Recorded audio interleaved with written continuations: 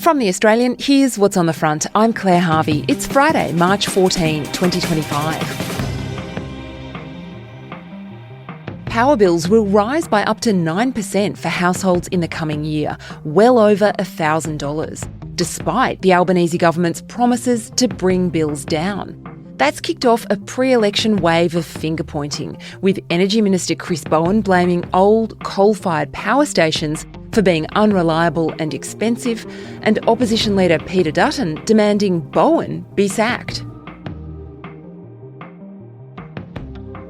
Australia could ramp up production of critical minerals and sell them to the United States in return for an exemption from crushing tariffs. That's a plan put to the Americans by Ambassador Kevin Rudd. It's an exclusive live now at theaustralian.com.au. Celebrity chef Matt Moran bought a pub in a tiny New South Wales country town. A purchase, he says, kind of made him the town's mayor. But there were some seriously hostile locals who took a lot of convincing. Matt Moran will join me, as well as all the power players in Australia's food industry, at the Global Food Forum in Melbourne today. We're looking at what we'll be growing and eating by 2050, as the agribusiness sector watches Donald Trump's every move with trepidation. That's today's episode.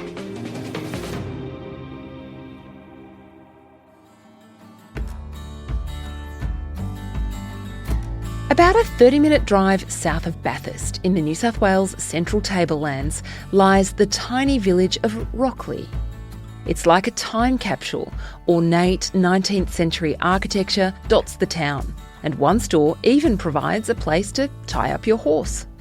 On the main drag, there's a post office, a police station, a couple of churches, and a pub. But this isn't just any country pub. In Rockley, there's something special on the menu. Rockley Pub will reopen its doors under new management. Celebrity chef and restaurateur Matt Moran is the force behind some of Australia's most celebrated dining establishments, but his latest venture is close to home.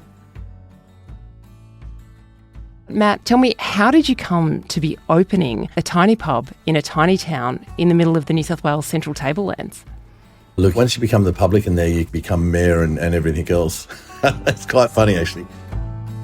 There's a lot of history with that town with my family, which I didn't know. Basically, my great-grandfather ended up there, had a farm there for about 90 years, met my great-grandmother in Rockley, actually got married in the church behind the pub in 1883.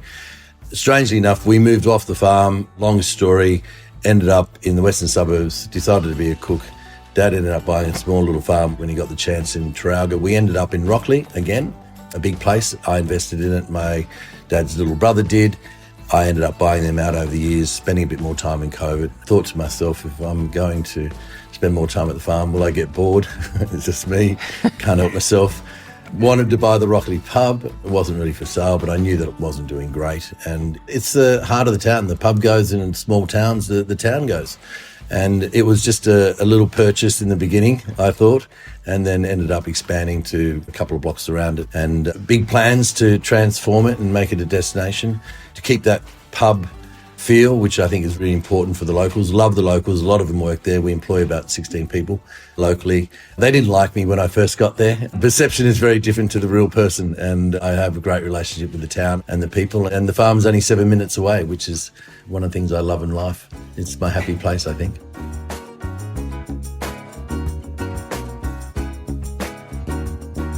Matt Moran isn't just a celebrity. He's one of our most powerful and influential figures in food. He owns Aria, Chiswick and Chop House in Sydney, River Bar and Kitchen in Brisbane, Compa in Canberra, and plenty of other fine dining restaurants. He's also hugely influential throughout the food sector. He's a farmer himself and a passionate advocate for reducing waste and growing Australians' knowledge and confidence about food. And so coming from, although you came from there originally, in the most immediate past, you've come from, in their perception, I'm sure, the Sydney fine dining scene. What did they think about you? Why didn't they like you? Yeah, I think they just thought that I was this celebrity rich guy from Sydney who's going to come in and change their town. And it was very far from it. I got heckled the first night. A lady turned her back on me. the second night, and she now works for me. The guy that heckled me said to me 6 months down, he pulled me aside and he said, "I really love what you've done with the pub."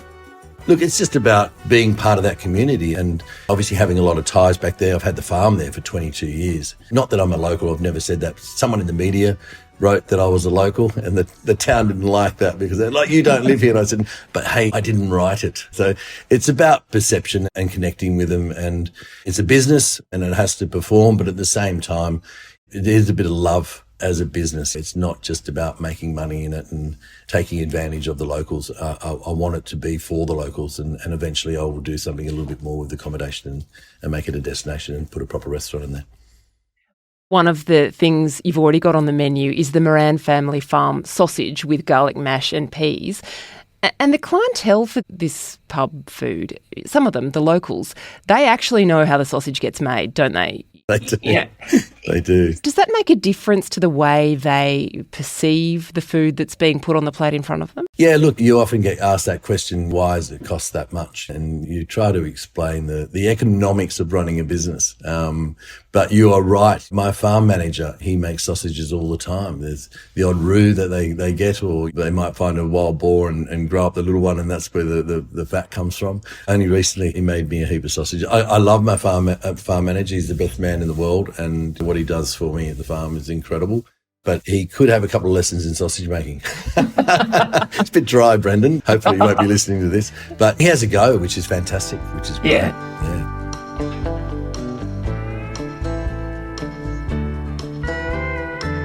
That idea of paddock to plate is a very short journey from the paddock to the plate at a place like Rockley.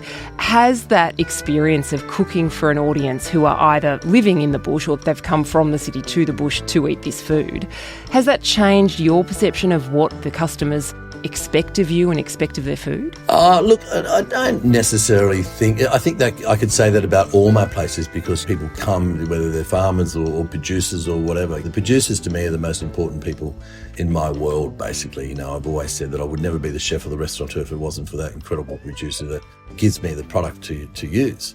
And I think that goes for every chef in Australia. We can only thank the people that we get the produce off.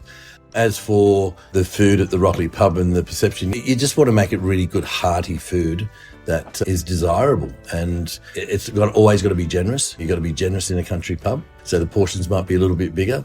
And you've got to set it up and explain why you do the things that you do, even when it comes to beer prices or wine prices. It's very touchy. Spending the past couple of decades as a farmer yourself, as a primary producer and a supplier, has that changed the way you've thought about your relationships with those producers and suppliers? 100%, Claire. That is something that has been in my head since we moved off the farm when I was very little. And my family did it tough. They lost farms. And I remember when we got back into Rockley 22 years ago, and the buyers would come in and just say, "All right, we'll give you $50 for the lambs." And that never covered the cost. And I always said, when I get control of it, I'm dictating my terms rather than the other way around. And I know how hard farmers do it. And it's very easy to see. The market fluctuates so much. And then you try to budget on, you're going to get $1,500 for your weaner steers, and then the next year you're getting $750, or the drought comes and you have to sell half your mob, and then all of a sudden it starts raining and you can't get back into the market and you've got to breed them back up again, so half your revenue is gone. The thing is that I'm a good farmer, or I think I'm a good farmer, I'm a good cook, but I'm very good with numbers, and the economics of that obviously has helped me along the way with restaurants, but also I understand farmers and I see how tough that they do it. And I've always been a champion of them, hence thankful for farmers, but also back in the day when I made paddock to plate and went around Australia showcasing all these, don't get me wrong, I had a bloody great time meeting all these producers and then cooking their wares, but it really was to showcase the Australian farmer and producer and how hard they do it and how tough that they do it. Coming up, what Matt Moran makes of fake meat, dairy swaps and food waste. You can see Matt and all the food industry's movers and shakers online at theaustralian.com.au all day Friday as we live stream the Global Food Forum. We'll be back with Matt after the break. Matt, a couple of years ago, everybody was talking about meat alternatives, fake meat. Plant-based meat, or fake meat as some might call it, is wildly popular, especially on Wall Street. Sausages, burgers, chicken nuggets and schnitzels. You may think you know what they're made of, but with the rise of fake meats, do you really know what you're eating? We put them to the test. Australians are tipped to spend $3 billion on plant-based meat within a decade. The industry is booming, with a third of the population now making a conscious effort to reduce their consumption of animal products. What was your take on it then, and what's happened to fake meat?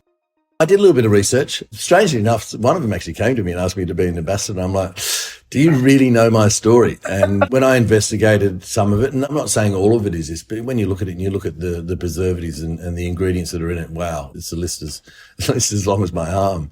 Look, I can understand why people want it and people understand, and I get it, and there's probably a spot in the market. As my father always said, we've got teeth, we're carnivores, we're chewers, and it's always stuck in my mind. Not to say that I have anything against anyone that doesn't eat meat and is a vegetarian or a vegan. I think back in the day when I was a young chef, a vegetarian came in, you gave him a plate of broccoli. That has changed, and that's for the better. And that's made chefs be a lot more creative and a lot more adventurous when it comes to plant-based. And in all my restaurants, there's plant-based dishes. So it was a challenge to cross over and start being more creative. So there definitely is a market there. One of the other big changes in the way Australians eat over the past really few years is the huge rise in alternatives to dairy, so massive almond crops now. At last year's Global Food Forum, we heard from a very experienced beekeeper talking about the pressure on beekeepers to actually pollinate those massive now nut crops that we're all eager to consume. How do you see that changing diet? It's changing so fast, influencing the way we're able to actually keep up with demand and create the food that we're eating. Obviously, that's been driven by dietaries. And dietaries never used to be a thing 30 years ago in restaurants. Now it's the biggest thing, and it is rapidly changing, and it obviously showcases how important the bloody bees are. We need bees, otherwise we're going to starve to death. And got to be kind to the bee. I'm anaphylactic actually, but I still want to get bees at the farm. And everyone keeps saying, "You're freaking mad." I'm like, no, I'll put them up in the trees, but I just want bees. Dietaries are changing, but that's just the way of the world, and you can understand it. And you know, if someone's got a dietary issue with dairy, you've got to heed to it. Otherwise, someone else will do it, and you won't have the customer, you won't have the audience. As a producer, a primary producer, do you see it as a long game that those trends will come and go, but ultimately we'll still in 50 years be drinking milk and we'll still have dairy herds and we'll still have beef cattle herds? Well, the rate that we're going with the dairy farms from 25,000 40 years ago to, I think it's a bit over 5,000 dairy farms now, obviously along the coast, and real estate's very expensive. Hopefully we'll still be producing a lot of dairy in the future and not buying it from someone else. There's always going to be a market for beef, cattle, sheep, pigs, chickens, whatever else. There always will be. And I think probably the prices fluctuating don't help. It's something that is in my blood and always will be. And I love that part of it. And I think there's always going to be a market. I think what we'll probably see, not that I've got a crystal ball, but I think we'll probably be eating less meat, but we'll be eating better quality meat. One of the things I think most Australians know that you're very invested in helping Australians understand where their food comes from, that whole paddock to plate idea. Something new that you're involved in is Saveful, about the amount of food that we waste. What's going on there? How much are we wasting and what should we be doing about it? The figures are extraordinary. Research says we think we waste about 2 kilos of food a week, but it's actually double that. That's 265 kilos a year for the average household. Nationwide, it's like throwing away 7.7 million meals every day. But it's just extraordinary how much food people just throw back in the fridge and they let it go off. Saveful is an app which you can put those ingredients into it and we can give you a recipe and tell you what to do with it. It's one of those things that I think we should be investing more money in and stopping, because it's just, you talk about the cost of living at the moment. It would help so many families by actually looking at the app and investing in what they've got in their fridge rather than going out and buying more again. And is it about that knowledge, about not knowing how to make a vegetable soup or whatever it is? I've fortunately have a lot more ideas of what to do with food and bits and pieces that are left over than anyone else. And we're just using our expertise in the app to actually show people what they can do with it. And people don't realise that there is a lot more in your fridge that will go to waste that you can actually do something with it and turn it into something amazing. What's one that really satisfies you when you find a wilting bunch of something and turn it into something else? Oh, look, we're coming into autumn now. We're going to see lots of brassicas. People are going to have cavolo nero and spinach and whatever else. A simple vegetable soup or a bean soup. Beans that you got in the cupboard, which generally you always have. A couple of onions sautéed with some aromatics. Throw in your beans and a good stock. Make sure you got a good stock. And stew it all up, put some spuds in it if you want, let them break down, thicken it up a little bit, throw those wilted greens in at the top at the end, and you've got yourself a beautiful vegetable soup. You know, a bit of stale bread with a bit of cheese on top, toast it, and you've got a toasty on top of it. Oh my God, I'm starving already. Matt Moran will be in conversation with me at the Global Food Forum, and you can check it out at theaustralian.com.au. Matt, thank you very much. Claire, pleasure.